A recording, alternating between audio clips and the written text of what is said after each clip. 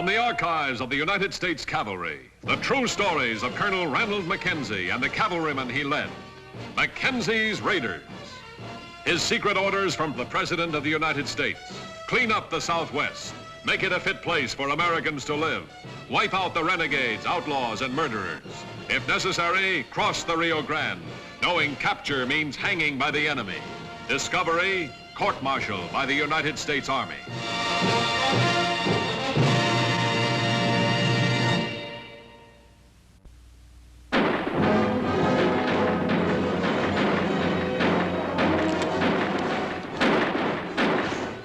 September 1875, a few miles across the Rio Grande. Mackenzie and his raiders, again under secret orders, had crossed the border. The mission, wipe out Val Carter, who had left a sensational trail of blood and violence in central Texas. They can't be here, Val. They ain't allowed on this territory. They're here just the same. What about the law? I don't think those bullets know anything about the laws. Well placed, sir. Just so they're pinned. We've lost our surprise, but we'll still have it out with them. We will, that is, if a Mexican border patrol doesn't show up. Simpson. Yes, sir. There's a hole up there on their left. See if you can circle around and get into it. Right, sir. Cover him. Mackenzie's surprise attack had failed. Though Carter was now pinned down, both sides risked discovery by the Mexican Border Patrol. Aware of this risk, Mackenzie attempted to encircle Carter to finish him quickly. Hold tight here, Lieutenant. Right, sir. Peterson, come with me.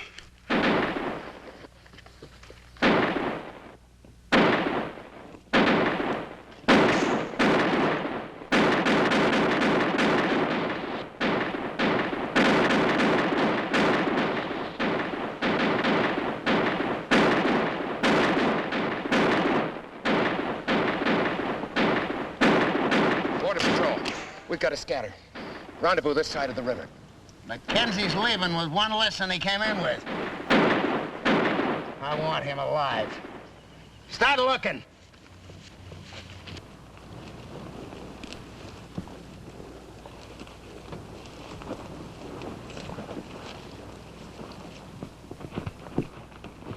Where's Simpson? He hasn't shown up, sir. He must have been hit. He'll make it back if he's alive. We haven't much time, sir. I can't take a chance on Simpson being captured. We'll have to go back for him. But, sir, the Border Patrol. You're right, but we haven't much time, Lieutenant. Let's go.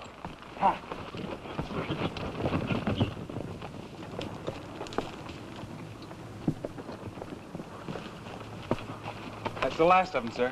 We won't have to worry about the Border Patrol. Good.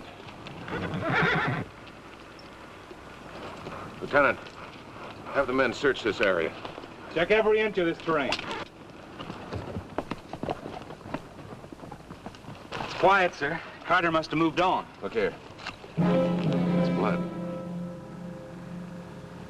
There's no trail leading away from here. Maybe Carter already has him.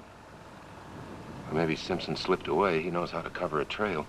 And he left this marker for us. Simpson's horse, sir. Yeah. I've got to know if Simpson's alive or not. But with these border patrols in the area, I can't operate with this many men.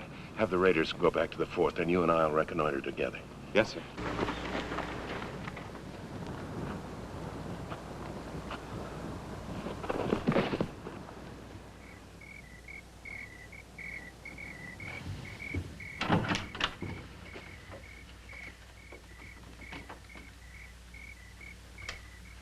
Hit this place. Sure made a wreck of it. Yeah. Well, it'll have to do for the night.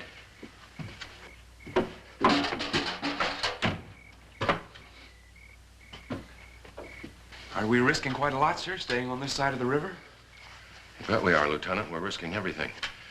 We have no choice. If Simpson is captured by Carter, it might well mean the end of all our raids into Mexico.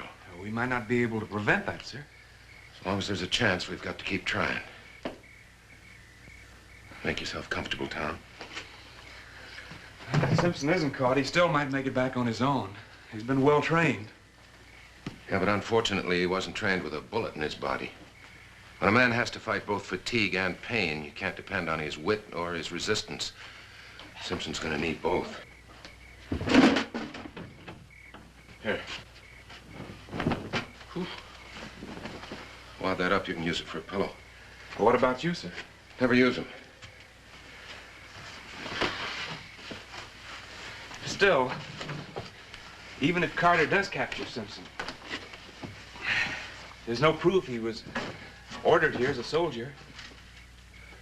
He'd swear to Carter or anybody else he was a deserter. Yeah, maybe so, but I can't depend on it. I can't risk our whole operation here in the Southwest on the ability of one wounded man to resist. Strange as it may seem, Tom, Simpson is now our enemy. Till he's either back in our hands or dead. What do you think Carter will do to him, sir? Anything he has to smash me and the raiders. He can turn him over to the Mexican government, or he can turn him over to the American government. The storm that follows will wipe out the raiders. I hate to think it, sir. We're better off finding Simpson dead than with Carter. Get some sleep, Lieutenant.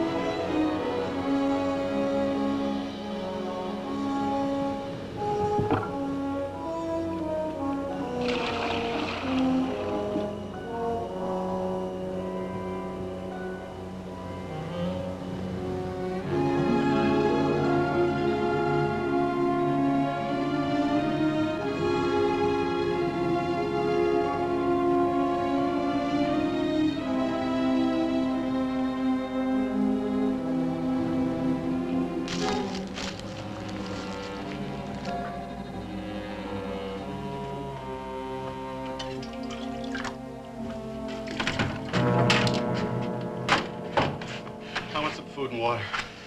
No hablo inglés. Quiero comida y agua.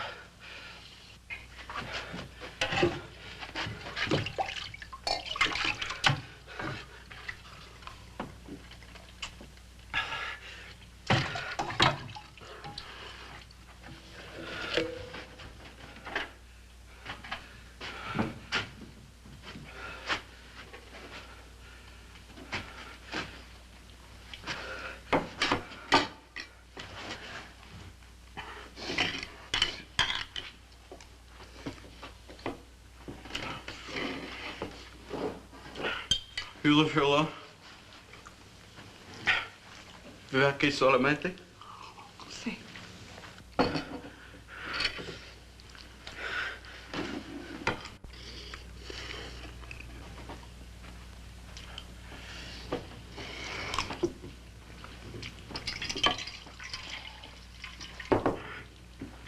It's all right.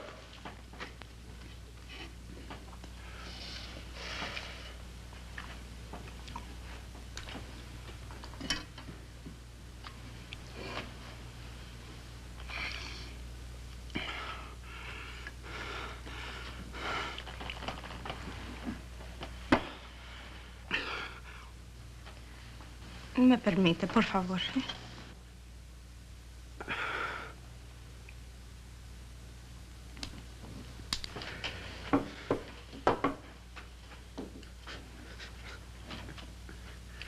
Se quiere acostar.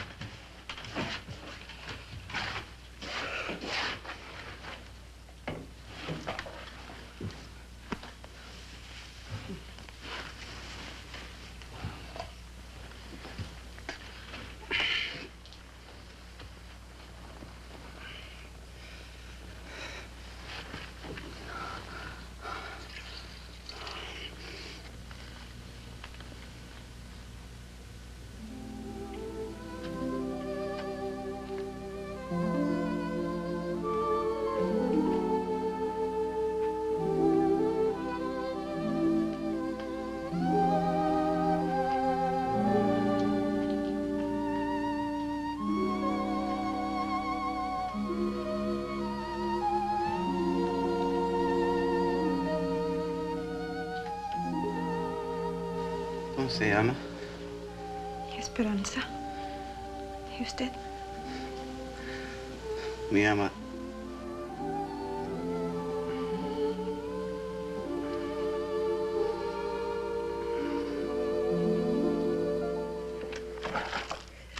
I know I winged that man.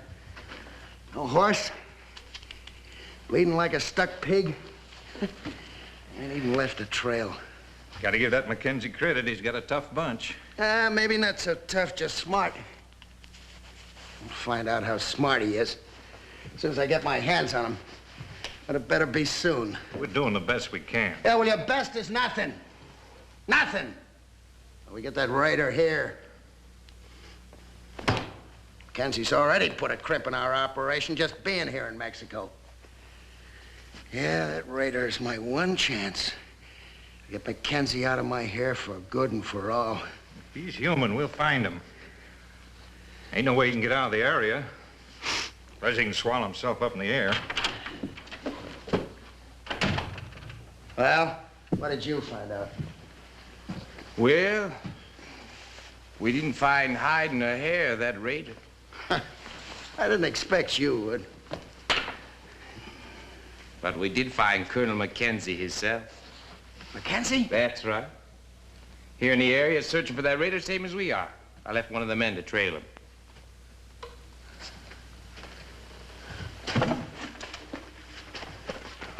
Oh, this is better than I expected. Sure, Mackenzie will get that man of his. And we'll be right there to pick them both up.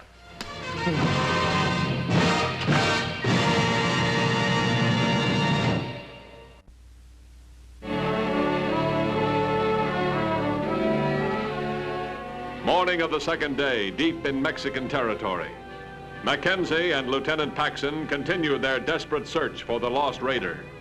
More than a man's life was involved. The very existence of the raiders, of Colonel Mackenzie himself, depended upon the recovery of Trooper Simpson. Stay right where you are, Lieutenant. I'm being followed by one of Carter's men. You better get out of here, Colonel. Yeah, I know. But I also know that Simpson's alive. I picked up his markers. They're pointed west. He can't have gotten very far from here. What about Carter? I'll circle around, then come back and continue to follow Simpson's markers. But when we do find Simpson, our work is really cut out for us. He won't be in any condition to travel by himself. You'll have to get the raiders to help us get out of Mexico. Well, I can get out of here without being seen. Once you find Simpson, what happens then? I'll get him back to this spot somehow. Meet me here with the raiders. Ride hard, Lieutenant.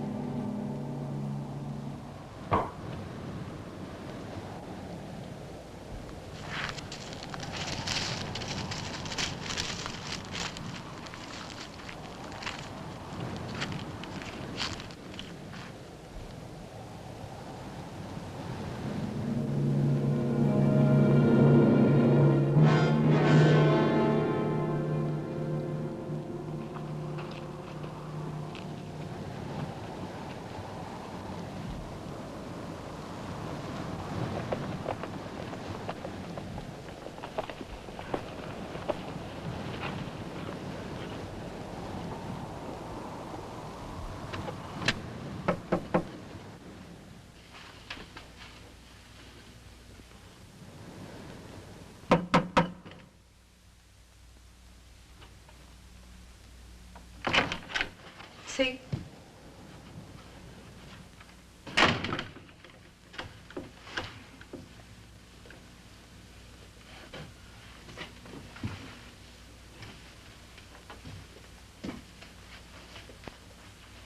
¿Qué quiere? Been any strange Americans around here? No hablo inglés.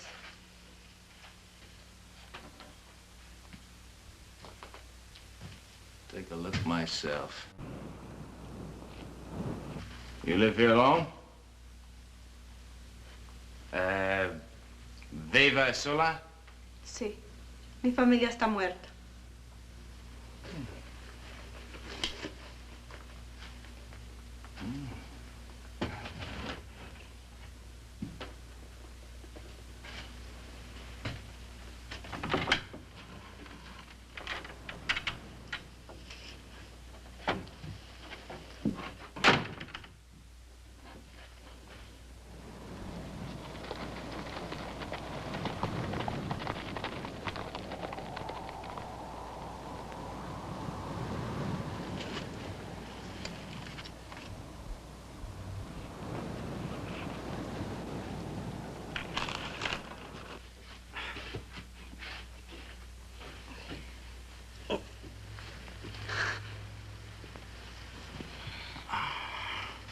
Bien.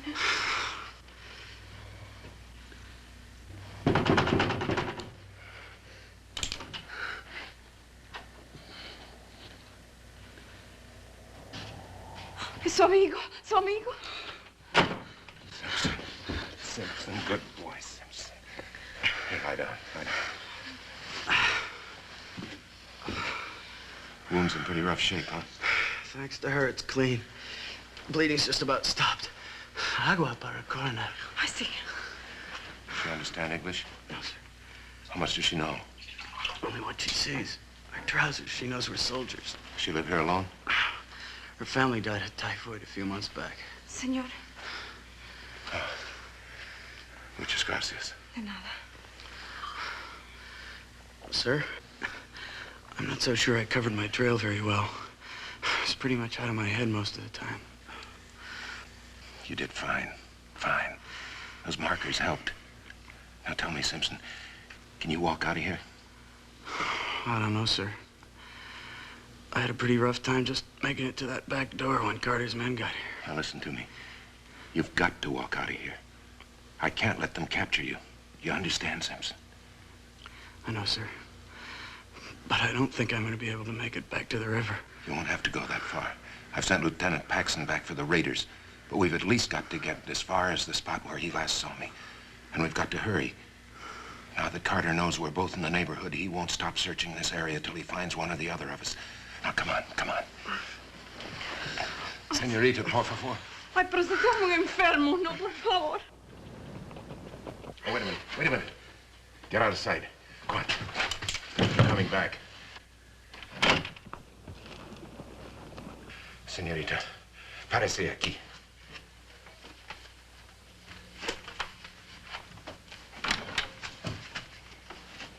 I think I'll take another look, senorita.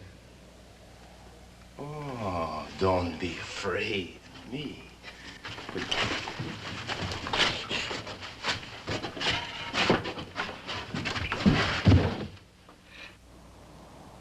Roman?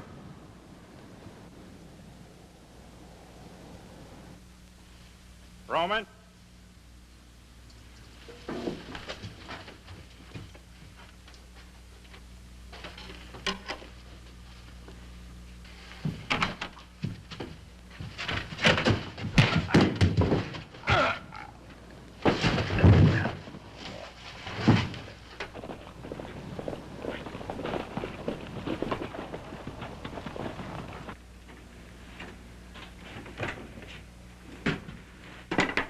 Thank you, Senorita.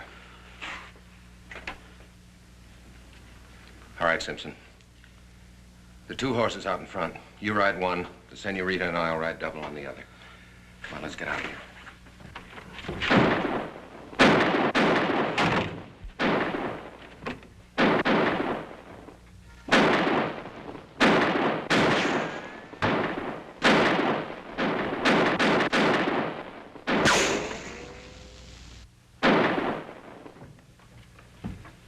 I've got to get out of here.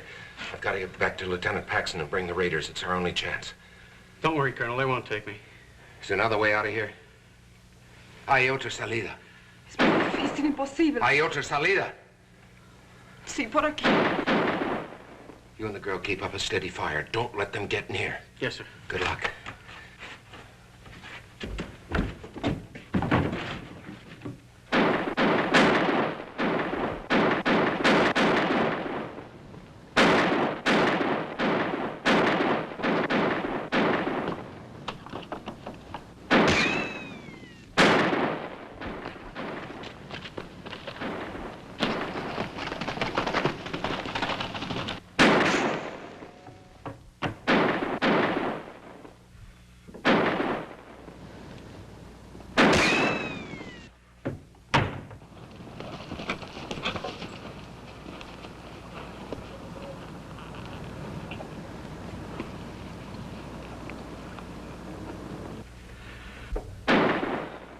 Tres.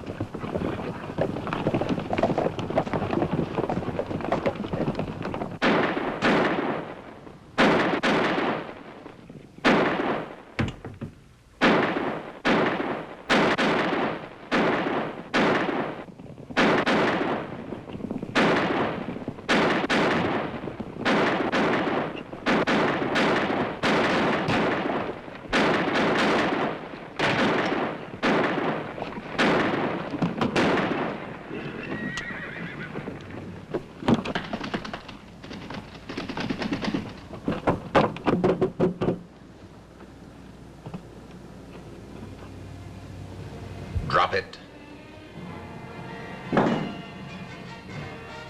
Lieutenant.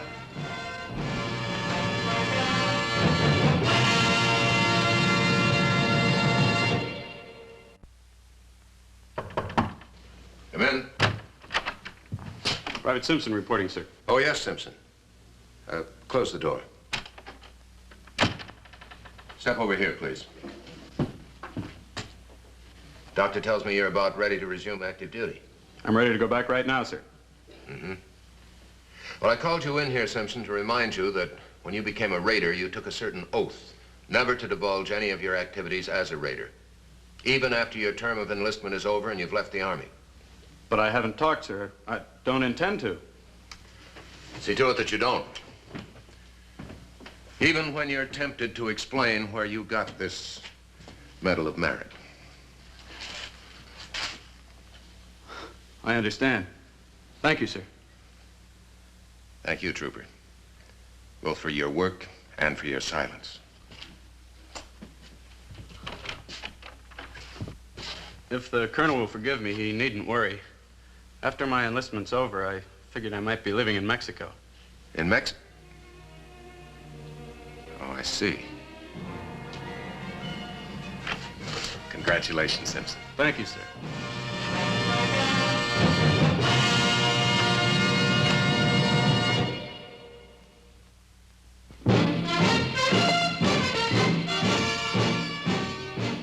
Mackenzie's raiders rode again and again, carrying out the secret orders of the President of the United States.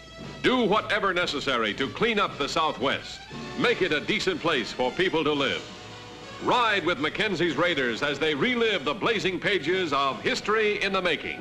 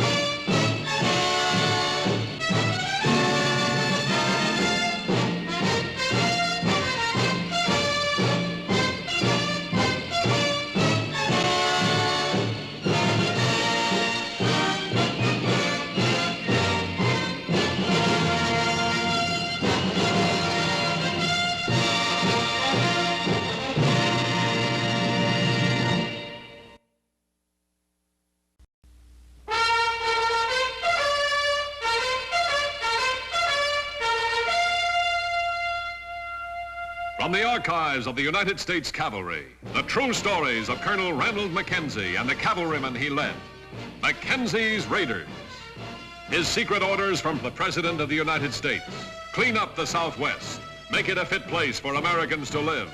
Wipe out the renegades, outlaws, and murderers. If necessary, cross the Rio Grande, knowing capture means hanging by the enemy. Discovery, court-martial by the United States Army.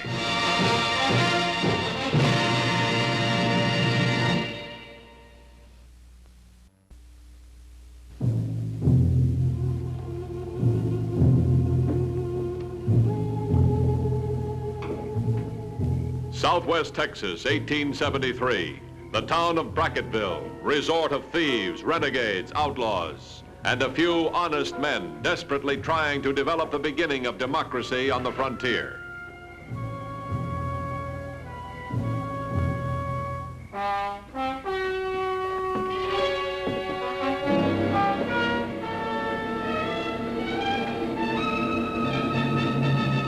Turn around, little boy blue.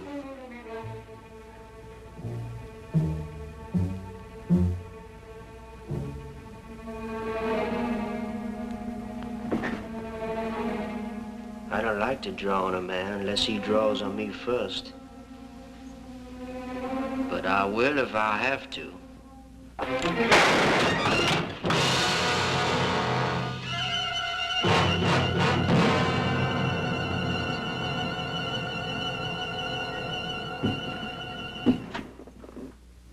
Like I said, I don't like to see people whispering with soldiers. Do it again, same thing's gonna happen to you. Now you go to bed, Pop.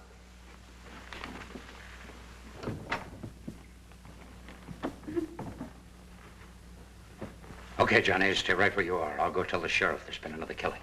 You tell them these people in Brackettville have to learn. I don't like them sending word every little thing I do to Colonel Mackenzie. They have to learn I got a right to some privacy. They got to learn I'm the boss. Okay, Johnny, okay. You're the boss. But I'm a lawyer, and I'll tell him no such thing. Why not? You've got to take my advice. You're paying me for it. I'm telling you how the two of us can take over this town. But it's got to appear legal. Otherwise, we won't take it over. Colonel Mackenzie will, with martial law. I've been taking your advice, Dutch, and it's working out. Like you said, this should make the colonel put Brackettville off limits to his soldier boys, and that's the way it's got to be, if we're going to have the privacy we need. Now, just remember, Johnny, we're walking a tightrope. Not too much, not too little. Now, look, you just go get that sheriff.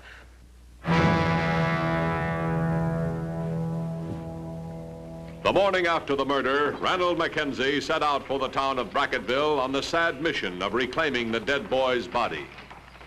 No call to get mad with me. I've always tried to work with you. Give you all the information I could, same as some others here in town. But now it's different. Why? Because Johnny Link's a fast gun. Do you know what that is, Colonel? A fast gun. That's a new profession here in the Southwest. A lot of towns have them. They take over. Johnny Link with his gun, Dutch Herman with the law. They've got their hand in every legitimate till in Brackettville. Maybe in the whole territory, for all I know. But you have law in this territory? You have due process? You have a judge? Yes, we have a judge. He rides circuit through here every 5 weeks. By the time he heard any case against Johnny Link, every possible witness would be intimidated or dead. I tell you, Colonel, we've got to find a way to... Excuse me, sir. Well, Sergeant? I told the men not to shoot, sir. I haven't yet, but you know how they are sometime. What are you talking about? A civilian named Link, sir. What about him? Well, we was just finishing loading the body on the wagon when this Mr. Link came along and ordered all the civilians off the street. Said there might be a shooting. Said he was looking for you, sir. For me? Yes, sir. Like I said, the men don't like it, sir.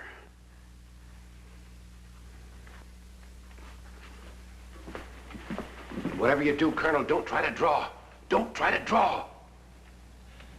I'm a soldier, Sheriff, not a fast gun.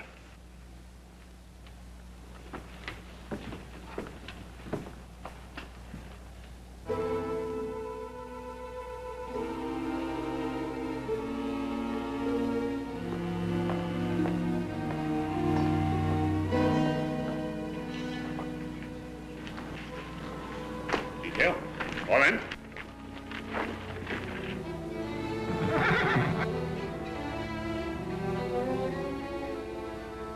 Colonel Mackenzie?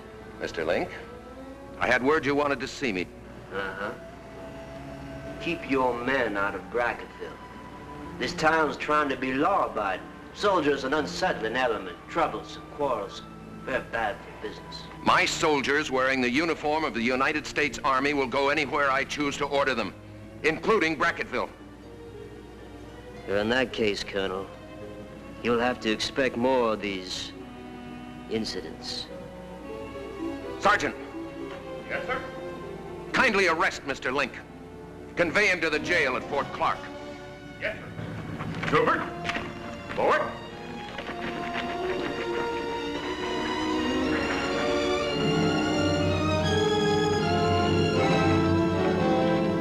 I'm here to take Johnny Link out of your jail, Colonel. If he's done anything wrong or illegal, I'm responsible. You want Johnny Link back in your town? Not me, Colonel. That's not the point. I'm just an elected sheriff. Some of our folks, well, they think that you exceeded your authority. Dutch Herman, for instance, his lawyer? Oh, a lot of folks seem to agree with Dutch. Yeah, I can imagine who these folks are. They're citizens. They vote. They vote. Sheriff, my orders as an officer direct me to encourage democracy wherever I find it in this territory. It's for that reason alone, that I'm going to release Johnny Link. I'm going to release him from military custody into your civilian custody.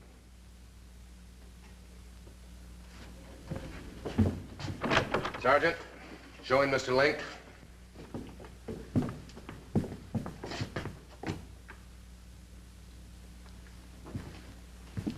I knew you'd be coming for me, Sheriff. After all, we got law here in Brackettville. Democratically elected law. And I think you forgot yourself, Colonel Mackenzie, when you arrested me. I'm advised the Army has no jurisdiction in our town. I shan't argue legalities with you, Mr. Link. Just let me tell you this.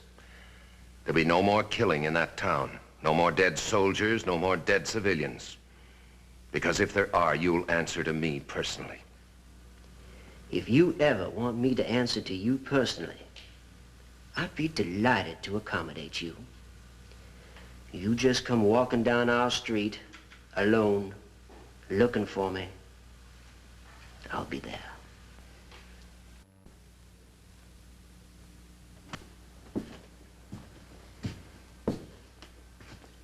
Oh, and Colonel, if and when you do come looking for me, will you make sure that fast gun of yours is tied down?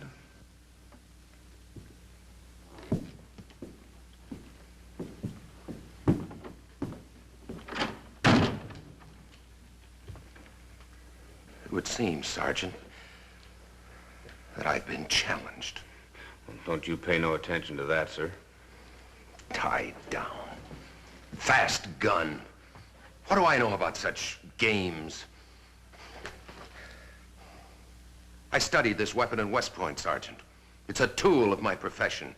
It's for use in close skirmishes. It's for use in guarding prisoners or accepting surrenders. It's for use in killing rattlesnakes. It was never intended as a dueling weapon. What are we going to do, sir? I haven't an idea. But until I get one, put Brackettville off limits to all personnel. Yes, sir.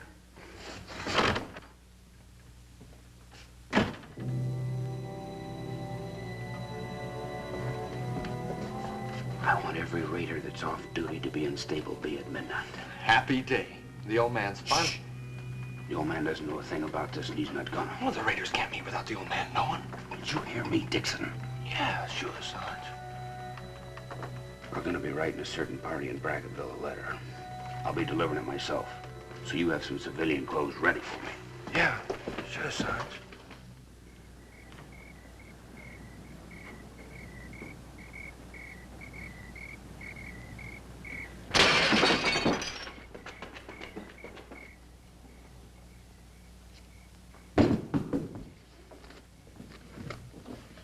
Johnny Link, sir.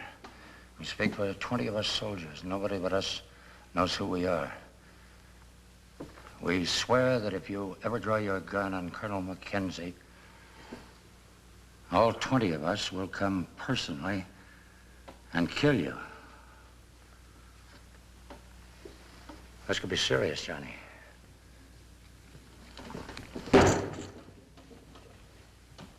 All 20 of us will come personally and kill you. There's no signature.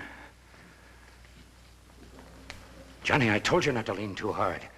I told you we were walking a tightrope. You force a showdown with Colonel Mackenzie, these soldiers. Let him come. Be reasonable, Johnny. You can't take on a whole platoon of berserk bluebellies. All right, you're a lawyer. What do I do? Nothing. Absolutely nothing. What do you mean? Tomorrow morning, we'll visit the town printer and have him run off some handbills. Some handbills? $5,000 bounty on the head of Colonel Ranald Mackenzie. Then we'll post them in every town in the Southwest. I don't get you, Dutch. Well, $5,000 should be enough to attract every fast gun in the territory to Brackettville in 2-3 days. Yeah. Oh, yeah. Well, who's gonna pay the $5,000? We are, and cheap at the price. They all know you're the boss. They'll know who to come to. In our business, Johnny, it's sometimes wise to let others do the work. Come on, Johnny. I'll load Jack.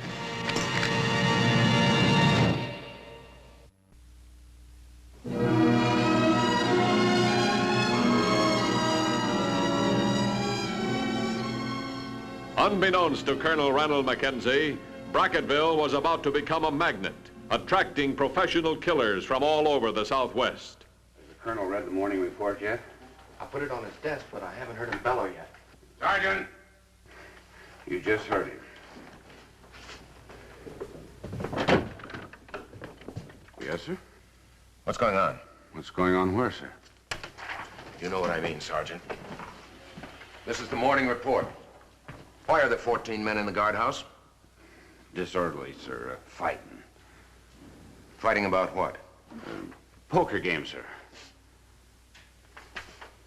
14 men can't sit in a poker game. Shut the door. Now then, what's going on around here that I should know about?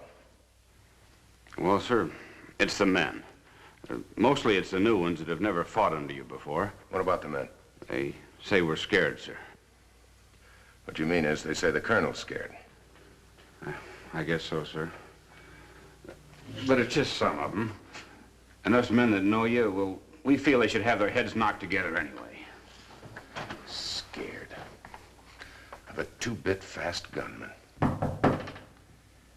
See who that is, please. Yes, sir. Sir, word from Brackettville. The sheriff was killed this morning by Johnny Link. Why? The message just said he was trying to put him in jail, sir, for incitement to murder. So Link shot him. Have my horse ready. Sir.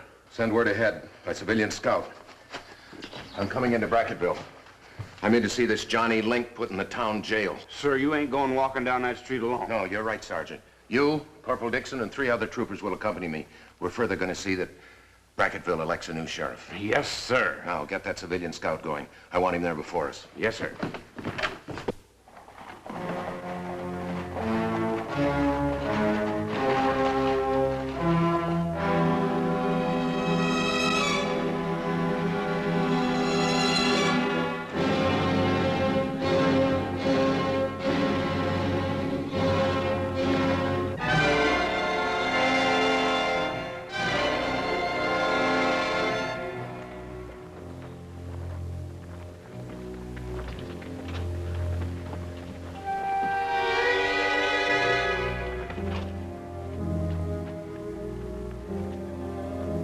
Mackenzie! I'm not armed. You can see.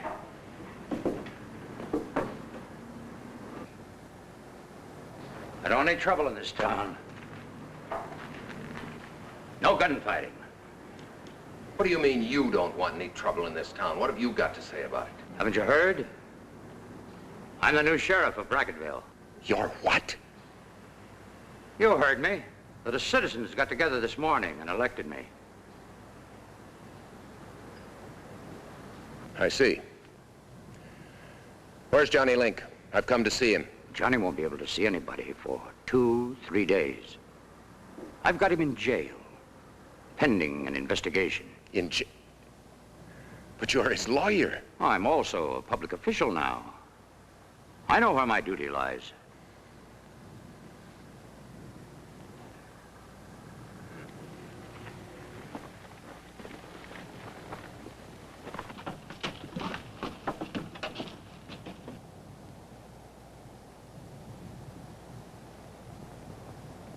Mr. Herman, as a lawyer, would you say this constitutes incitement to murder? I can't help what they put on the public streets. No, of course not.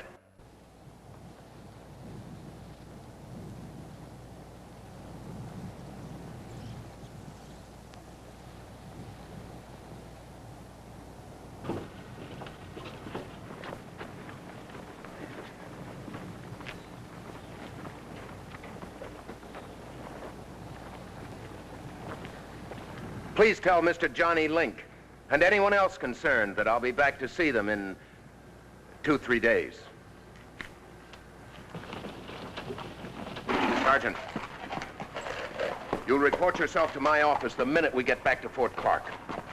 Yes? Just one thing, sir, before you send me to the stockade. Would you tell me how you found out about our letter? I didn't. You just told me. Sit down. Yes, sir. But then how? Things started to fall into place as soon as I saw that handbill offering a bounty on my head. Obviously, Johnny Link could kill me at any game of fast draw. Equally obviously, he was afraid to. Now, what would Johnny Link be afraid of? It could only be the Army. And strangely enough, Sergeant, when I thought of the Army, I thought of you. Yes, sir. May I stand up now? Calling my raiders together secretly, sending threatening letters to civilians. Nevertheless, I wish I'd thought of it first. Sir? You've devised a perfect stratagem for handling our problem. I have, sir? Get back on duty. Oh, and alert the raiders. We'll be riding together in 2-3 days. Civilian dress for all of you. Yes, sir.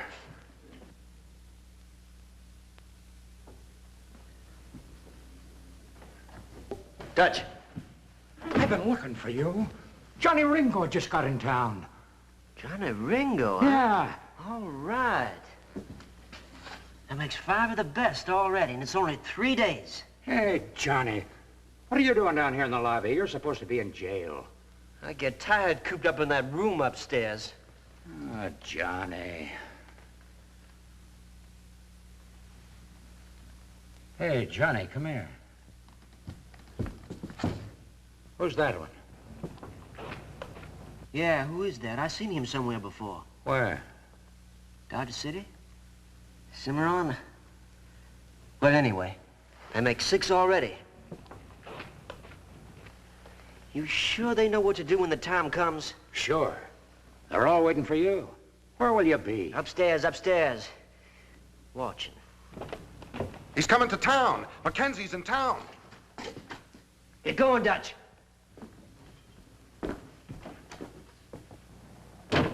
Get in the street, everybody! I don't want anybody to get hurt! Clear the street!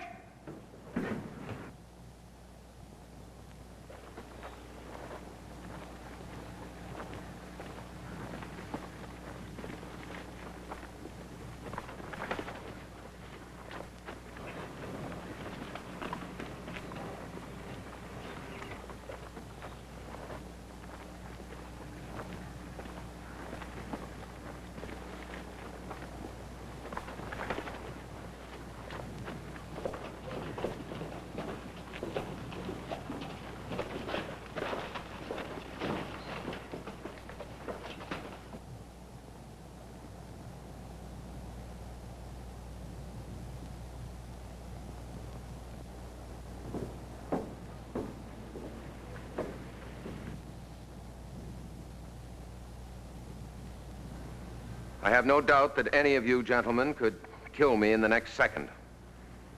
If you do, however, you'll all be dead in the following second. A state of anarchy exists in Brackettville. I intend to put a stop to it. Just how do you figure to do that, Colonel? If you'll look above you, gentlemen.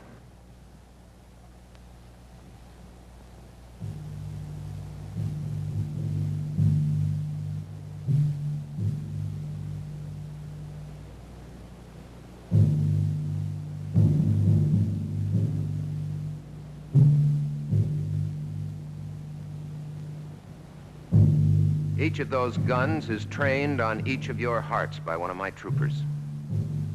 I'm sorry I can't accommodate you gentlemen in your games of fast draw. Unfortunately, my job here is not to play games. Now, if you'll all step forward and drop your weapons here at my feet.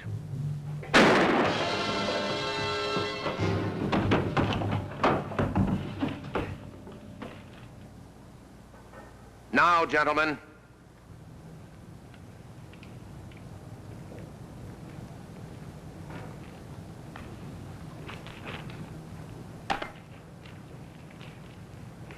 You too, Mr. Herman.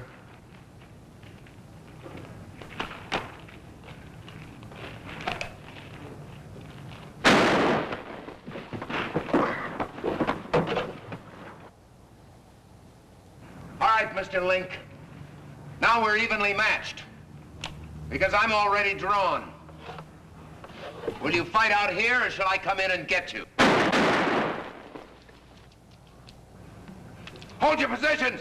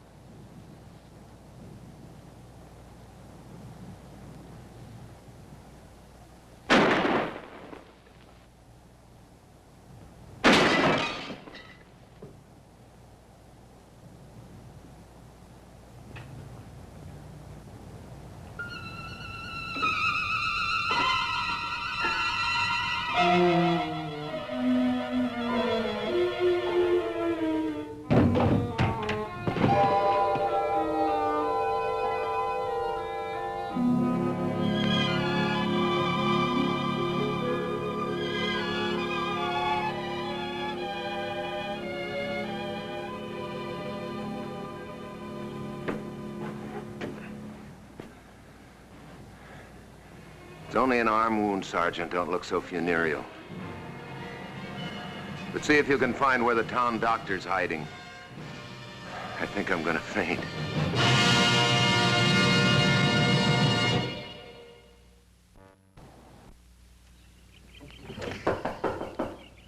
Come in. Oh, come in, Sergeant. Message from Brackettville, sir. Balloting and counting has been completed. Any incidents? With a detail of troopers at every ballot box? No, sir. Very well. Send word into town. Recall all troops to the fort. Brackettville can take care of itself now. Yes, sir.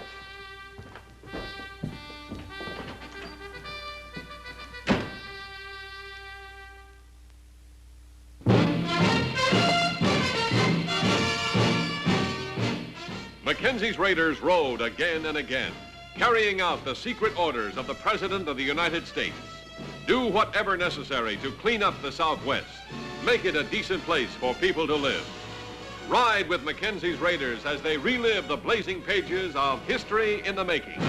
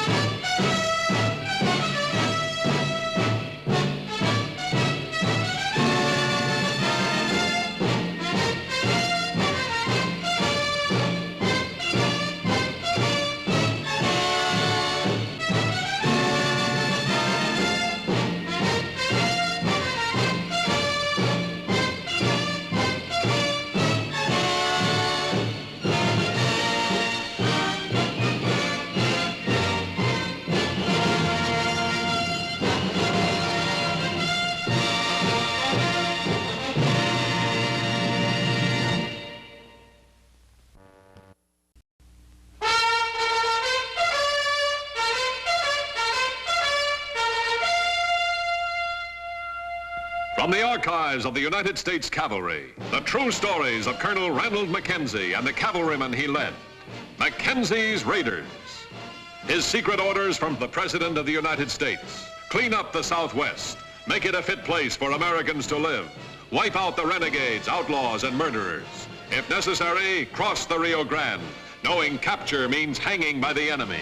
Discovery, court-martial by the United States Army.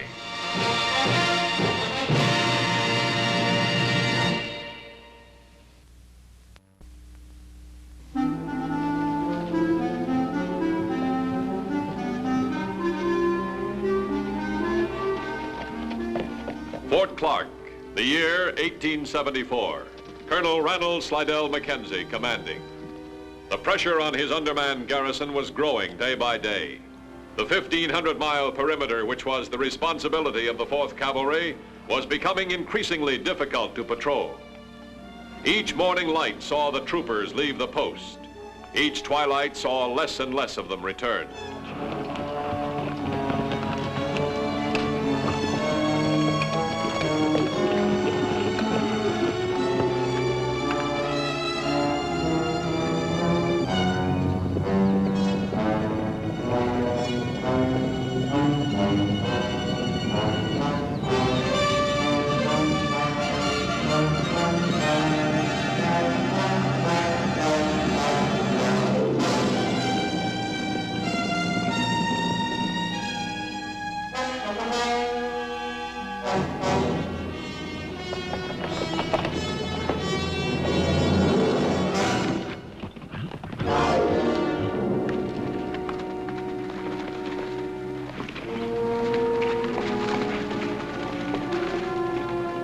In the year of 1874, this portion of southwest Texas was a cruel and savage land, and peace was to be won only at a price.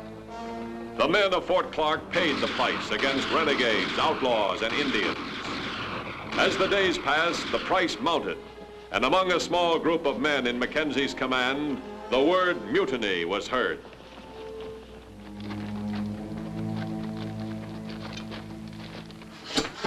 Captain, did you talk to him like you said you would? Not yet, but I will now. Any word yet? Not yet, sir. Major Edmondson's patrol is 4 days overdue. I gather he ran into Bo Kruger, or Kruger ran into him. Sir, Jones is outside.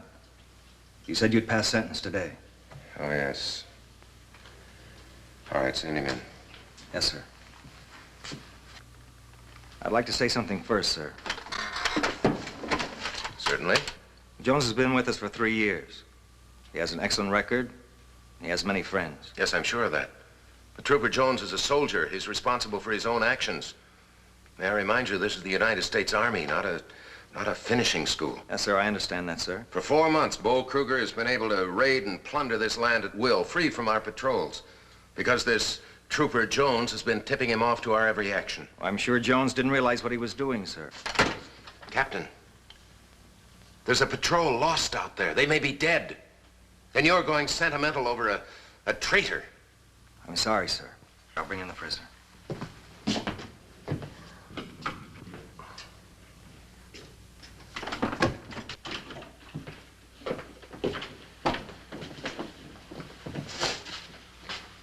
Corporal Jones, do you feel you received a fair trial? Yes, sir. Then it's my duty to sentence you as the presiding officer of your court-martial. I sentence you to 5 years hard labor and dishonorable discharge. But, sir, I turned myself in. Please take him away. Oh. Oh, somebody help me. He's mad. Everybody knows it. Everybody hates him. Everybody hates you, sir. Now listen, Trooper.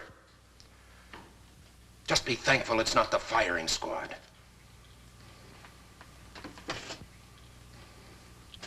I said please take him away.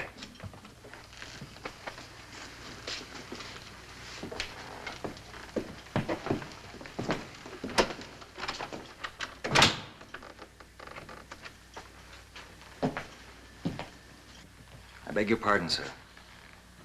I don't believe you showed any mercy at all. The trooper was tried and found guilty by a court-martial. It's my duty to pass sentence. If you find that sentence too severe, I suggest that you add it to the report that you and Major Edmondson are planning to send to Washington. I'm aware, Captain, that you're asking that I be relieved of my command. I'm aware that you and Major Edmondson find my discipline much too severe. You're entitled to that opinion. You're entitled to send in such a report. I must remind you, however, that it's your responsibility to take the consequences of such action. Come in. Colonel, Lieutenant Jarrett's patrol is back. The lieutenant's right outside. Ask him to come in. That'll be all, Captain. Well, Lieutenant, did you find Major Edmondson's patrol? Yes, sir. Well, where are they? Well, we didn't exactly find them, sir. What's this? One of Kruger's men rode up under a white flag. They're holding 3 prisoners from Edmondson's patrol. And they'll release them unharmed in return for safe passage across the Rio Grande. With their stolen cattle, no doubt. It says you have 2 hours, sir, to agree. Major Edmondson must have ridden into an ambush. There are 3 men left alive. My patrol found the other 3. You told anyone else about this note? Any of the men in your patrol? No, sir. I was afraid they'd want to ride in and try and save the prisoners. Major Edmondson might be one of the prisoners. Major Edmondson is dead. Well, how do you know, sir? It says there... All these men are dead, Lieutenant. The entire patrol. Oh, but, sir... Edmondson's patrol was 4 days overdue. If Kruger took anyone alive and wanted to make a deal with us, we'd have heard from him before now. This is a trick, a bluff. Those men must be alive, sir. What other reason would make Kruger send a man down out of the hills with that? I can think of 600 or 700 reasons. All of them slow-footed, stolen cattle. Cattle that can't run or dodge or fight. He's trapped with those cattle. He's vulnerable, and he knows it. And this is his answer. Well, why hasn't he tried this before? He didn't have to. He knew of every movement of our patrols from one of our own troopers. Lieutenant, can you imagine what would happen if I give in to this? The next time he raids, he'd really take hostages. He'd take civilians. He'd make the whole garrison at Fort Clark helpless, useless. I hadn't thought of that, sir. No, neither will a lot of the other officers and men at Fort Clark. That's why it's imperative that we say nothing about this note to anyone. No one? Why, sir? Because too many men will believe this lie. They'll believe it beyond all reason, because the next time it could be them. These men are dead. They've been dead for 4 days. If you say so, sir.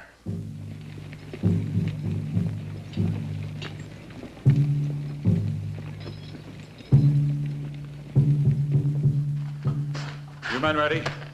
Yeah. Why are just 4 or 5 of us moving out? Why not the whole force? You know, the way I got it figured, the old man's finally got a clean shot at Kruger. Look, I don't make up the orders, Fox. I just carry him out. Yeah, well, I wish we'd get started. I get nervous waiting. What's your hurry, new boy? Waiting's better than dying. Now, who says we're going to die? Who said Major Edmonds and his patrol were going to die? You never know. But you got a reasonable good chance. You're riding with Mackenzie. Look, we're not sure Edmondson's patrol are all dead. What do you mean, not sure? Just that those men who were with Lieutenant Jarrett found only 3 bodies.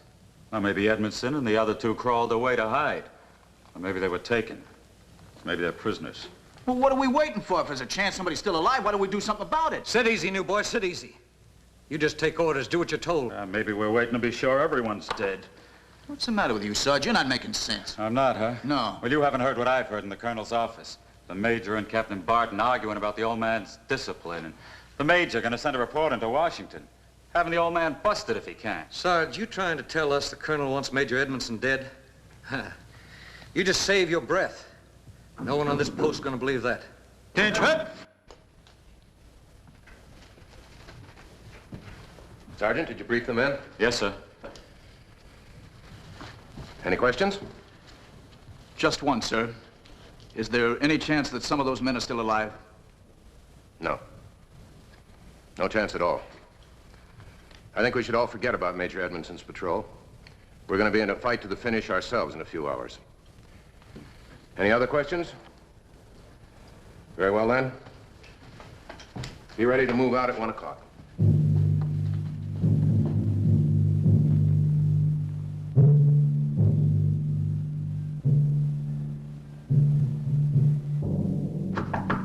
Come in. Colonel, Mrs. Edmondson wanted to see you. Betty. Betty, I was going to come to see you.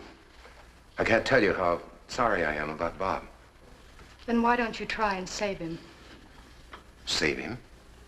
Lieutenant Jarrett told me about the note, Colonel. I couldn't let her go on thinking that Major Edmondson is dead. Would you have any proof that he isn't? 3 men are being held prisoner. He could be one of them. And if he isn't one of the 3, then it's someone else to be saved. Lieutenant, I thought I ordered you to keep silence about that note. You did, sir? And you deliberately disobeyed my command? Yes, I did. Why? Because I believe you're deliberately making sure that Major Edmondson is dead. You're under arrest, Lieutenant. You're confined to your quarters as of now. No, not till we get this settled. Did you hear me, Lieutenant? Yes, sir. Go to your quarters.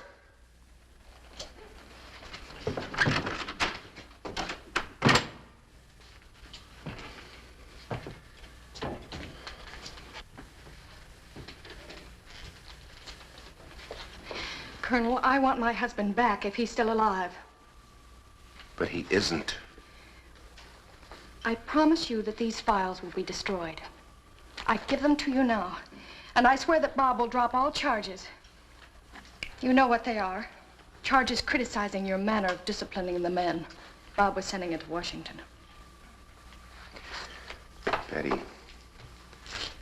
Betty, I'm sorry, Bob is dead. Can't you understand that? Can't anyone understand that? That patrol was hit 4 days ago. Bob is dead. They're all dead. I'm sorry, there's nothing I can do for them now, except attack Kruger and destroy him.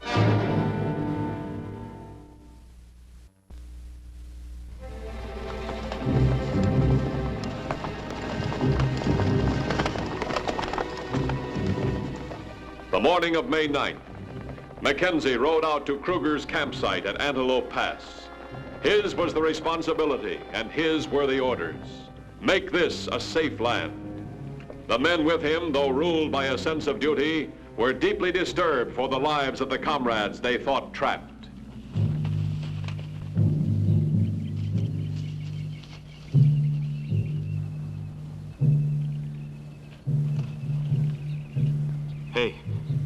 Hey, I think I see 2 soldiers down there. I do see 2 soldiers down there. Captain, there are 2 soldiers down there, sir. Prisoners for Major Edmondson's patrol.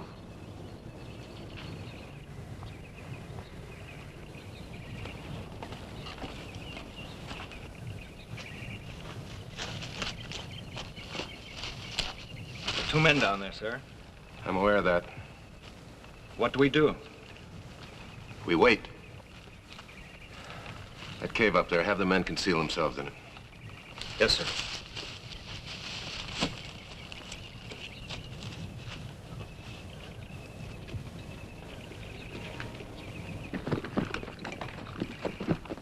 You stand guard out here.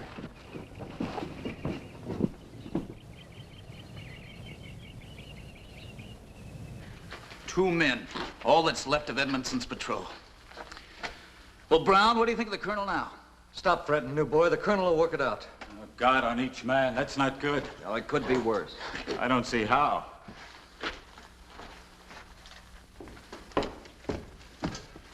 Have the men stay here for 2 hours.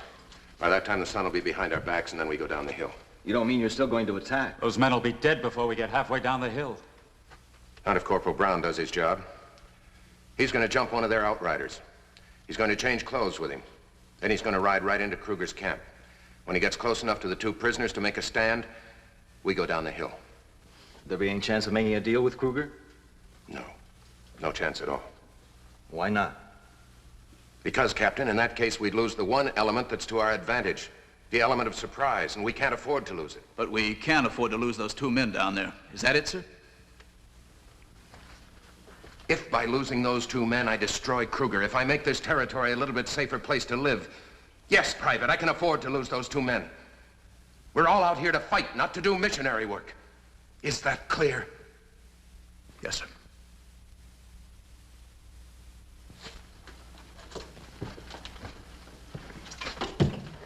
In 2 hours, the sun will be behind our backs. Stay here with the men. Yes, sir.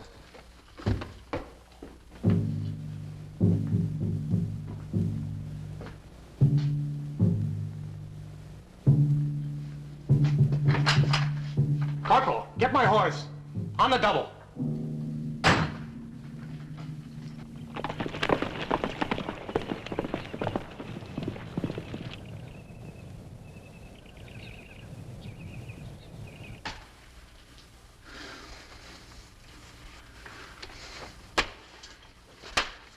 I tell you, it'll never work.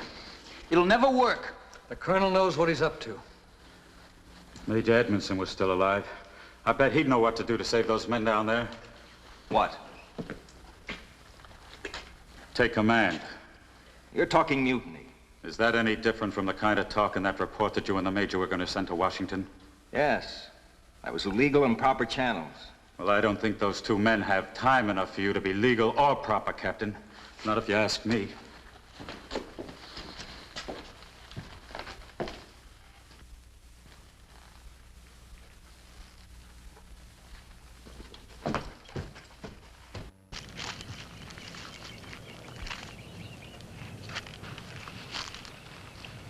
Well, Captain? The men, sir. They're pretty impatient. The men will wait another 45 minutes. You don't understand, sir. They don't want to go through with this thing. They'll go through with it. Those two men down there are killed. The men will never forgive you. Captain, it's not important whether those men forgive me or not. It's important that they obey my orders. Do you understand? Yes, sir. Now, is there anything else? No, sir. Nothing else.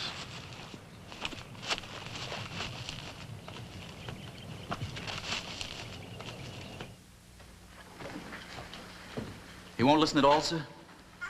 No. Well, I guess that leaves things smack up to you, Captain. What can I do? Take command, sir. Then either try to bargain with Grjngo or leave him alone. Leave him alone? That way those men will have a chance at least to try and escape, if nothing else. If they get killed, it won't be us causing the killing, sir. No. Well, why not, Captain? I can't, that's all. I just can't explain it. Maybe the colonel knows what he's doing. Yes, sir. He knows what he's doing, all right, sir.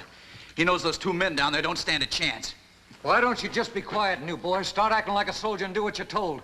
If there was another way for Mackenzie to do this, he'd have done it. Oh, you're just wrong, old-timer. You're just completely wrong.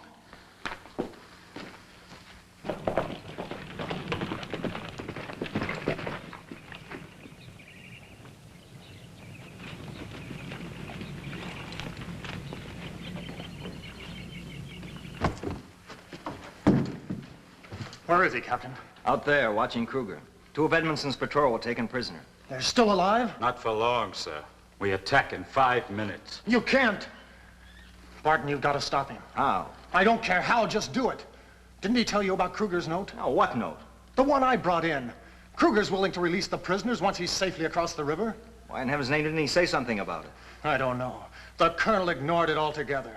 The way I see it, Captain, you've got to take command right now. You've got to. Jarek, I can't. No board of inquiry in the world would convict you for taking command now. Lieutenant Jarek. What are you doing here? I came to tell the men the truth about the note and about you. Why didn't you say something about Kruger's note? Because I didn't believe the note. Well, you can believe it now? No, I can't. Why not? You can see the prisoners.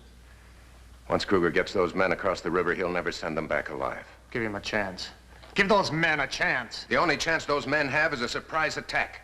And that's what we're going to do. No, Colonel, we're not going to attack. Who says we're not? I do. And we back the captain up. All of us. I'm sorry, Colonel. I'm taking command. Sergeant, get the men to the horses. We're withdrawing. Yes, sir. Stand as you were. All of you. Remember the sound of one shot, and both those men are dead. Just what do you intend to do, Colonel? I intend to get those men. Not down that hill. You're going to stop them all by yourself, Colonel? If I have to. And when I've finished, I'm going to see to it that each one of you walks back to Fort Clark. And then I'm going to break you.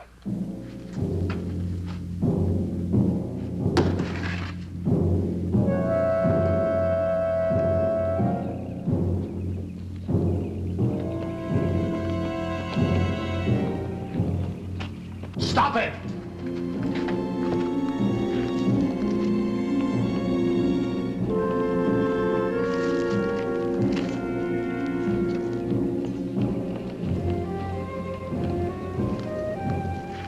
Mutiny, when one man knows the desperation of being alone against hate, alone against the world.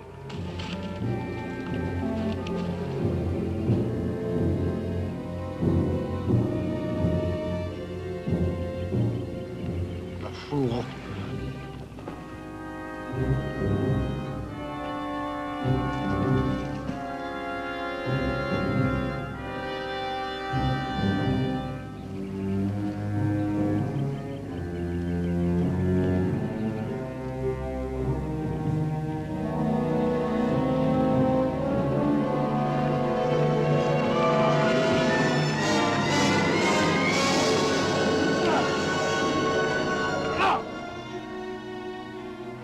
Spotted him yet.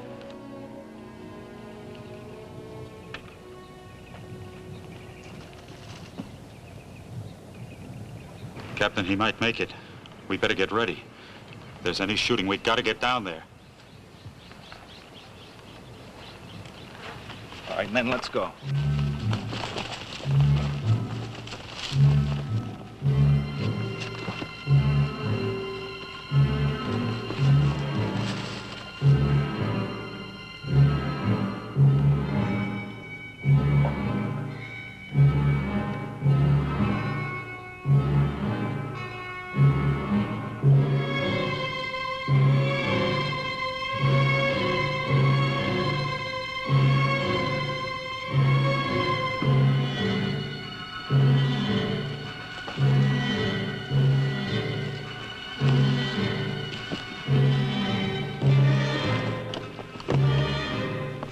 Not to every man, to only a chosen few comes a climax when more than courage is called for, when everything a man believes in is put to the test. All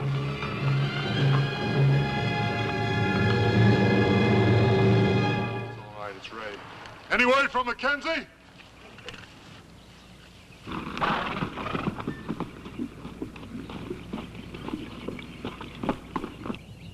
That's Mackenzie.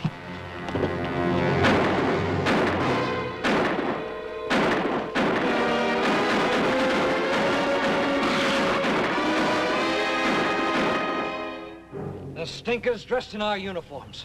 What do you make of that, Captain? Colonel was right. Our men were dead all along. Yeah, and we fell for it. Well, the colonel didn't. Sergeant. Deploy the men to drive those cattle back where they belong. Yes, sir. Follow me, men. Colonel, what can I say except that... There's nothing you can say, Captain. It's all over. You don't mean you're going to forget all of that? No, I'm never going to forget all that. Neither are any of you. I'll see to it. Every one of those non-coms now has no stripes whatsoever, and you, Captain, are now a lieutenant. The rest of what happened here today we'll keep among ourselves. And eventually we'll settle it among ourselves.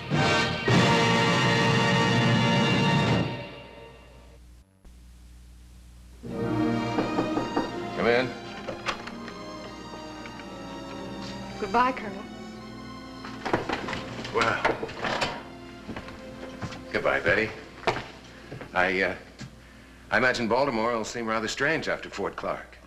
By the time I reach Baltimore, Colonel, I will have forgotten Fort Clark. I have to make myself forget this this place. Yes, well, I guess it isn't much for a woman. Isn't much for most men, either. It wasn't for Bob. He should have faced himself and not you. But then there aren't many men with the courage of their convictions, such as you, Colonel. Bob didn't like courage. Whatever it was, he was wrong about this. I hope you can forgive him. Goodbye, Colonel. I said, by the time I reach Baltimore, I will have forgotten Fort Clark. But I'll never forget you, Colonel. I'll always pray for you, wherever you may be.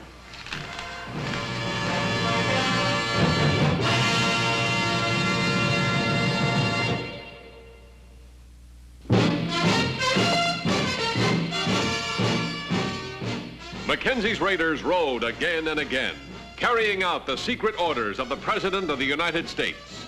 Do whatever necessary to clean up the Southwest, make it a decent place for people to live. Ride with Mackenzie's raiders as they relive the blazing pages of history in the making.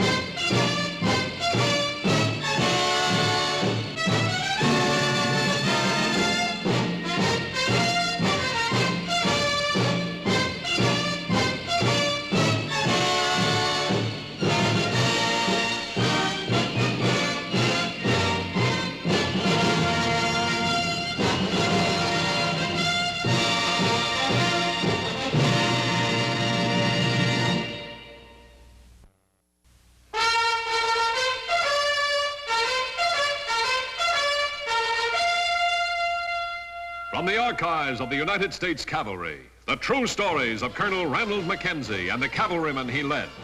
Mackenzie's Raiders. His secret orders from the President of the United States. Clean up the Southwest. Make it a fit place for Americans to live. Wipe out the renegades, outlaws, and murderers. If necessary, cross the Rio Grande, knowing capture means hanging by the enemy. Discovery, court-martial by the United States Army.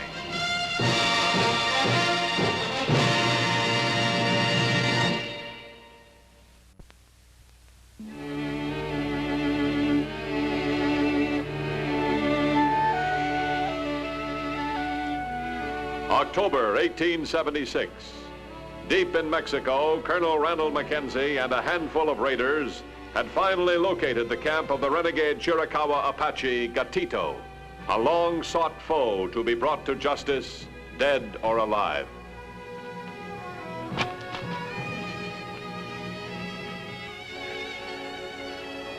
Your brother will be mincemeat if he falls off of that ledge. Why didn't you know, Sarge? Old Tobin's part mountain goat. Yeah, I thought something was familiar. And now, Sarge, us Davises are mighty clench. Spot Gatito's camp? Federales. Mexican border guards. Where? Coming this way. Colonel, they were so close, I swear I could have reached out and almost touched them. They see you? No, sir. We better get out of here. Let's go.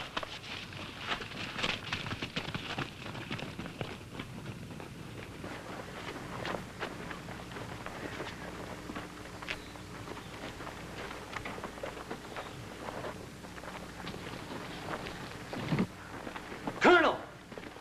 My brother!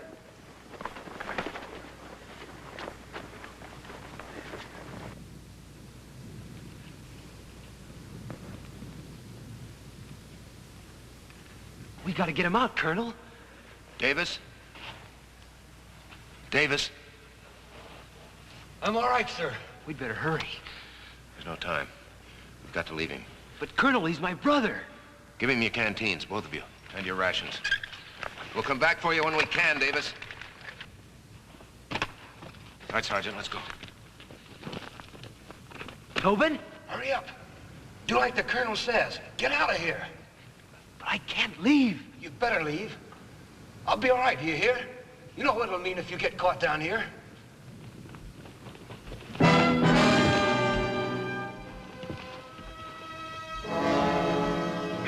Left leg. Easy, Colonel. Let's go.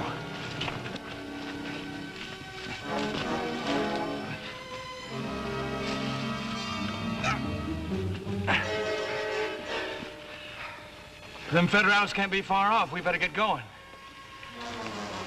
All right, let's go. Give me the reins.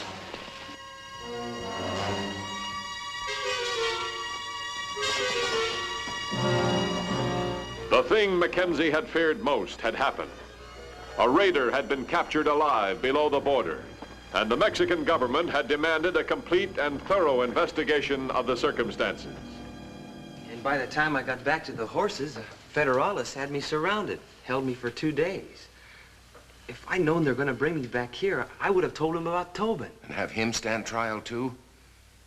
Davis, the treaty between Mexico and the United States forbids any soldier from crossing the border. That's why General Gonzalez insisted on this court-martial. Yes, sir. I reckon it's better this way. Tobin's safe, ain't he? He's safe enough at the moment, but you're not.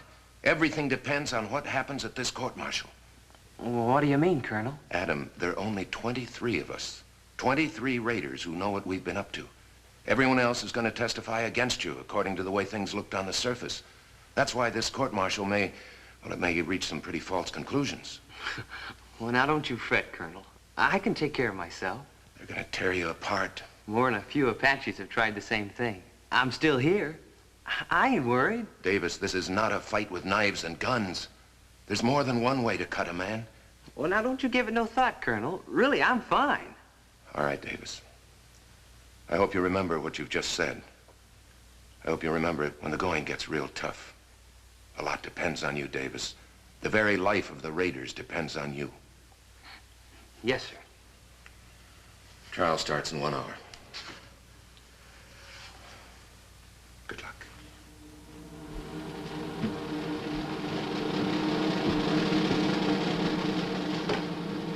Your dress uniform, sir.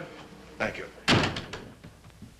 Secretary Cameron wanted to see you as soon as you're dressed, sir. Right. Sergeant, remind me to make out a 5-day pass for Corporal Tobin Davis. Yes, sir. Just in case. Tell me something, Sergeant. What would you do if they defamed you, if they smeared your name as a soldier in public? Oh, I'd... Go on, tell me.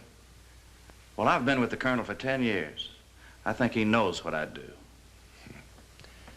Unfortunately, however, Adam Davis hasn't had that 10 years. Well, he has his oath as a raider. His oath, yes. An oath, Sergeant, is a calling upon God to witness the truth of something we say.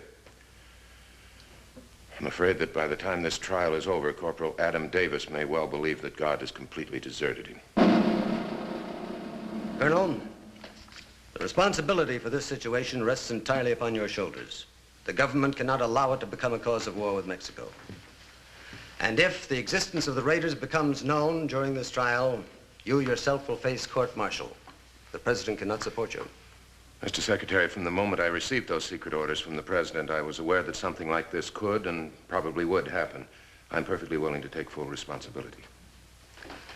Also, as president of the court, my decision will, of necessity, rest entirely upon the evidence that's presented.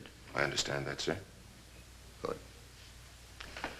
Did you have a talk with this Corporal Davis? Yes, I did. Of course, you did not tell him that you are under secret orders from the president. As far as he or any other raider knows, these forays across the river are entirely my instigation. Naturally. Colonel, quite a bit depends on the outcome of this trial. Quite a bit, sir. Most important thing being the very existence of the raiders. Exactly. So much good has been done that, well, it would be wrong if this were the end. Now, the president has often told me that the raiders live or die entirely with you, that he would never reactivate them if anything were to happen. I wonder if Trooper Davis knows how important he is. Odd how throughout history so many vast enterprises have depended on just one man. Colonel, this trial judge advocate. Lieutenant Farron. He's a good man. He is not a raider? Sir, I couldn't ask a raider to be a prosecutor. Of course. And the defense counsel? Lieutenant Alexander, also a good man. He, too, knows nothing of the raiders. Unless Corporal Davis, in discussing the case with him, has said something. Well, in that case, wouldn't Lieutenant Alexander have come to me for verification? Possibly he intends to do that at the trial. He's listed you as a witness for the prosecution.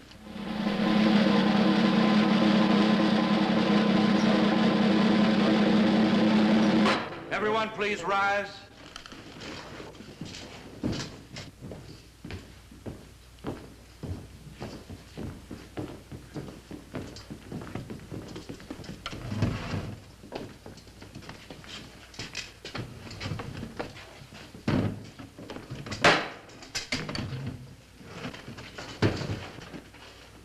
Colonel Mackenzie has requested permission to address this court. It's hereby granted.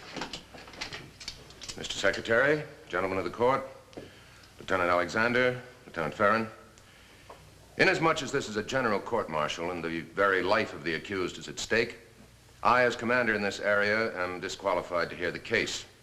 This court will be presided over by the Secretary of War, Mr. James Cameron. His decision and that of the court will be final, subject only to review by the President of the United States.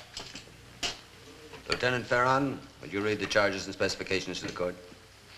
This general court-martial is called to order this 23rd day of October, 1876, to hear the case of Adam Davis, Corporal, 4th United States Cavalry, 25th Regiment. Secretary of War James Cameron presiding. The accusations, to wit, Corporal Adam Davis was discovered illegally under arms and in uniform without proper authority within the confines of the country of Mexico by Federales forces. This action known by the accused to be such as to endanger the peace existing between that country and the United States. Lieutenant Farron, you may open your case. Mr. President, officers of the court, in my mind this is clear cut. But I also believe there is an insidious side to this case, and I intend to prove it. You may proceed. As my first witness, I call Trooper John Smith to the stand. Trooper Smith. Raise your right hand. You swear to tell the truth, the whole truth, nothing but the truth, so help you God? I do. Be seated. Trooper Smith, the accused is billeted in the same quarters as yourself, is he not? That's right, sir. Would you please tell the court exactly what you told me? Well, every once in a while, he, ain't there. Will you explain that? Well, what I mean is we all draw our duty after morning roll call. We all kind of know what everybody else gets. A lot of times Davis draws duty, then he just ain't there. You mean he disappears? You know where he goes? No, sir. A couple times I seen him sneaking into the billet late at night. None of my business. Kind of suspicious, though. Mr. Devon, have you ever had any dealings with the accused? Sure. Like all the other soldiers, he buys tobacco and such like from me. Has he ever sold you anything? Yeah, some silver ornaments. Do you know where these ornaments were made? Objection. The witness couldn't know. Mr. President, with 15 years' experience as a trader on the frontier, I believe he would know. Objection overruled. The witness will answer. Well, it was Mexican silver. I see. Now, Mr. Devon, would you please tell the court just how often the accused brought these items of Mexican silver to your store? Now, one last question. You say you've been trading on the frontier for the last 15 years? That's right. Then you know the Cacopas and the Maricopas. Sure. Would you say that these friendly Texas Indians have a way of working silver similar to the Mexicans? Yes. Could you tell the difference between the two? Well, no, I reckon not. You couldn't. Isn't it true that several other troopers have sold you items similar to those you bought from the accused? Yeah. No more questions. You may step down. Call your next witness. Next witness. I would like to call Colonel Ronald Mackenzie to the stand.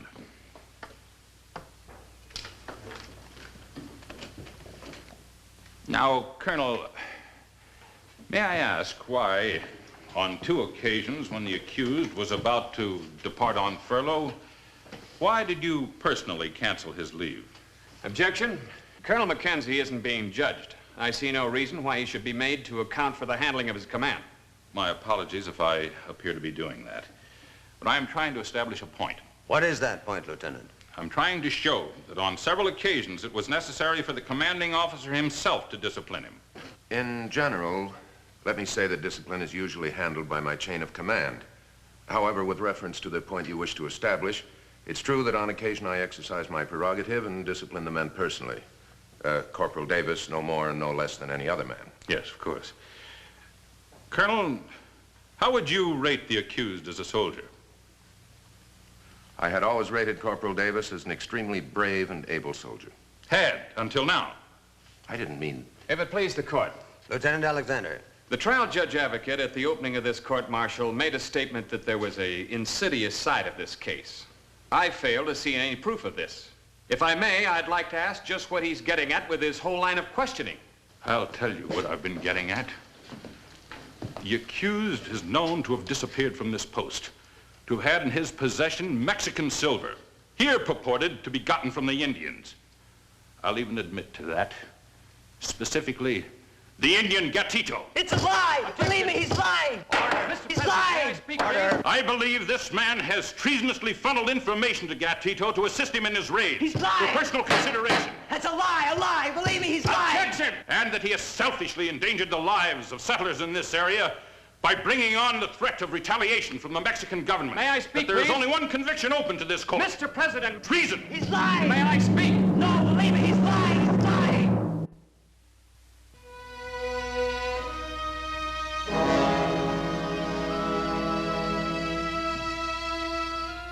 After 4 days and nights, though prepared to die, Trooper Tobin Davis waited for the promised return of Colonel Mackenzie.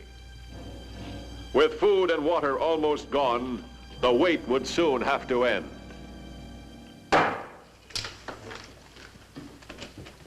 I will remind you all that this is a military court, and you will conduct yourselves accordingly.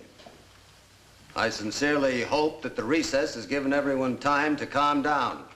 And Lieutenant Ferron, I warn you again, I will permit no further unfounded accusations of treason. Lieutenant Alexander, you will constrain the accused. My apologies to the court, sir. And this court to Senor Escamilla, the Mexican representative. You may proceed. Thank you, sir. Now, Colonel, will you please tell the court how long the accused has been here at Fort Clark? I can't tell you that exactly. I'd have to consult my records. Well, approximately. A year, 14 months, perhaps. Mm-hmm. Well, how long has Corporal Tobin Davis been here? The brothers were transferred here at the same time. According to the records, they have served the entire time of their enlistment together. As a matter of fact, they're inseparable. Isn't that correct, sir? It would appear so. Well, under the circumstances, don't you find it strange that Tobin Davis isn't here at this trial? Do you know where he is at the moment?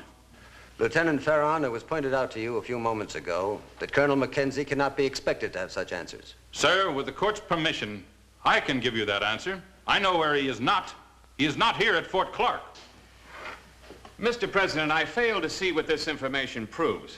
A check of the records of the officer of the day will undoubtedly reveal the whereabouts of Tobin Davis. Or does a trial judge advocate believe that he, too, is guilty of these accusations? I am afraid that my answer to that question might cause another outburst. Now you're accusing my brother of your filthy lies. Order. Order. Lieutenant Ferron, if you are formally accusing Corporal Tobin Davis of illegal acts, you will do so in the prescribed manner. This court-martial hearing stands adjourned until 1 o'clock tomorrow afternoon.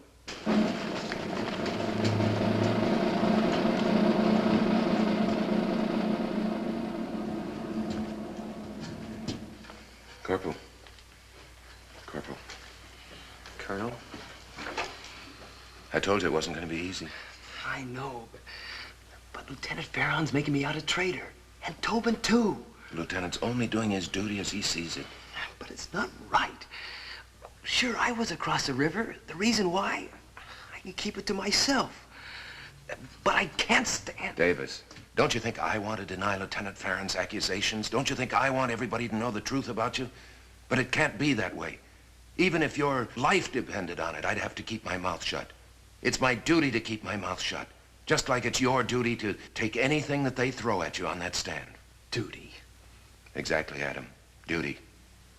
Everything good that we've accomplished in this territory has been accomplished by men who saw their duty and didn't turn their backs on it.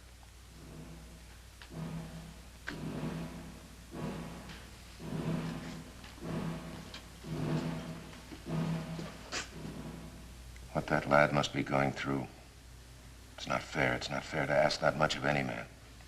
It's asked every time that you lead a band of raiders across the Rio Grande. They volunteered. Some have died in the field as their sacrifice. Corporal Davis is another kind of sacrifice. He must give it, and we must expect it. Colonel, there is nothing that you can do.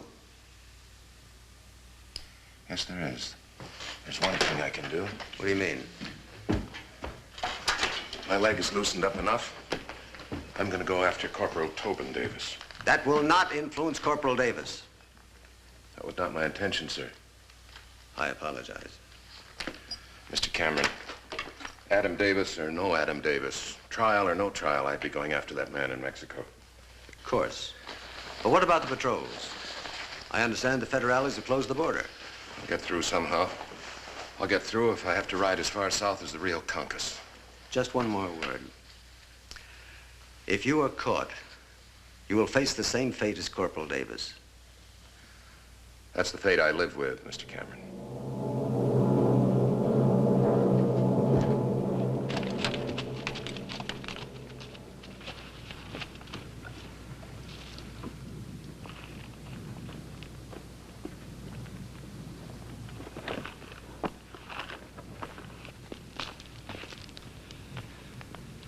Davis. Corporal Davis, can you hear me? Here.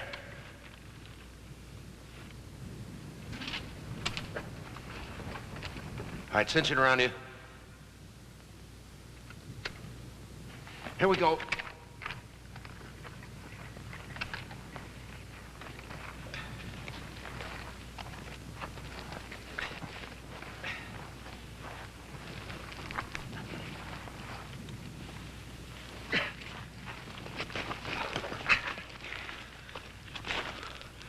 Didn't that good-for-nothing brother of mine come with you, Colonel?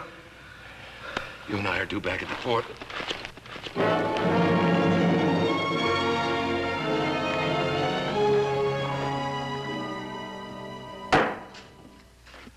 Lieutenant Alexander, before this session began, you requested permission to address the court. Yes, Mr. President. Against my advice, Corporal Davis wants to take the witness stand. Corporal, are you aware of the consequences once you take the oath? Yes, sir, I am. You will be open to cross-examination by the trial judge advocate. I know, sir. Sergeant Wells. Corporal Davis.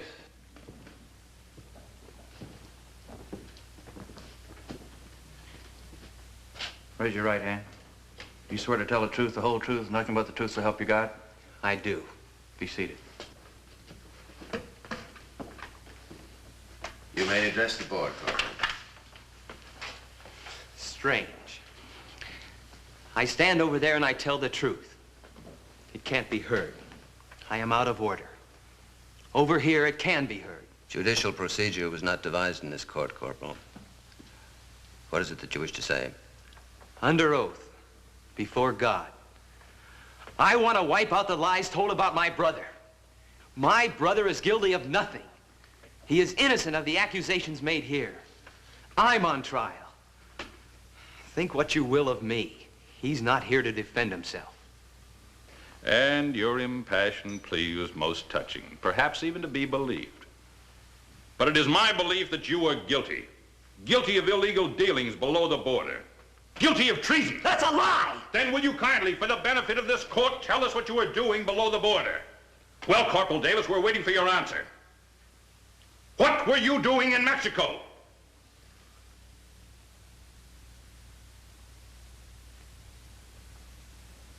The accused will answer.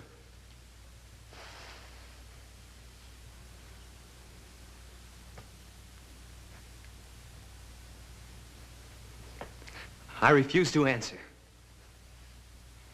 You may think what you will. The accused will stand.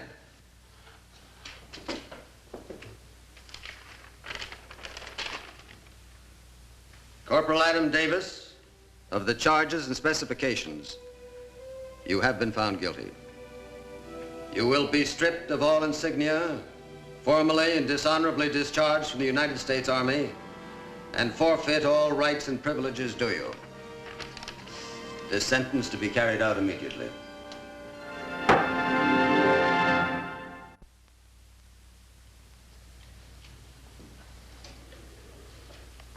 The colonel told me everything. Just so's you're safe. But why, Adam?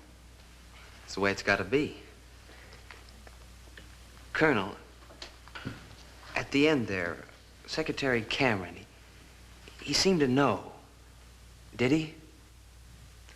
I can't answer that, Adam. Yes, sir. I can only tell you this. The ones who count, well, they know. Thank you, Colonel.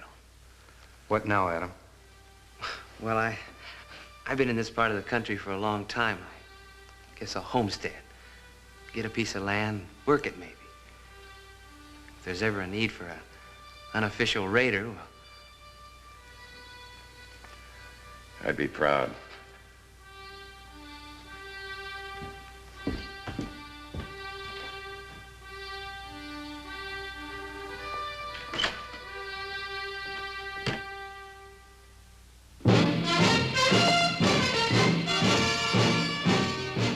Mackenzie's raiders rode again and again, carrying out the secret orders of the President of the United States. Do whatever necessary to clean up the Southwest, make it a decent place for people to live. Ride with Mackenzie's raiders as they relive the blazing pages of history in the making.